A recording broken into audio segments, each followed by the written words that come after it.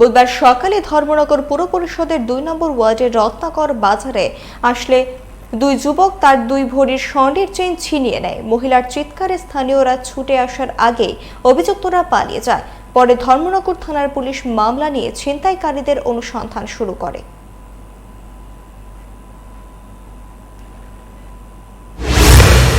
দোকানে সিগা আনতাম, বিস্কিট আনতাম।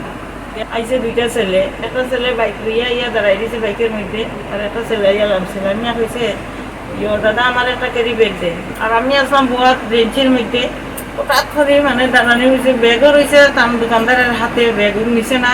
আমার গলার ধরে টান মারিয়া চেনটা লইয়া আর বাইকও দিছে ও ড্রাইভারের স্টার দেওয়ার পরে আমি গেছি সঙ্গে সঙ্গে গিয়া বাইকও টান দিছি, শিক্ষায় দিছি, বাইকও স্টার দিছি, দিলেইছে। আমি টানিয়া কিছুক্ষণ জায়গায় যখন এরপরে গেছে আমি আর কন্ট্রোল করতে পারতাম না, এখন আমারে ফালাই দিব। আমি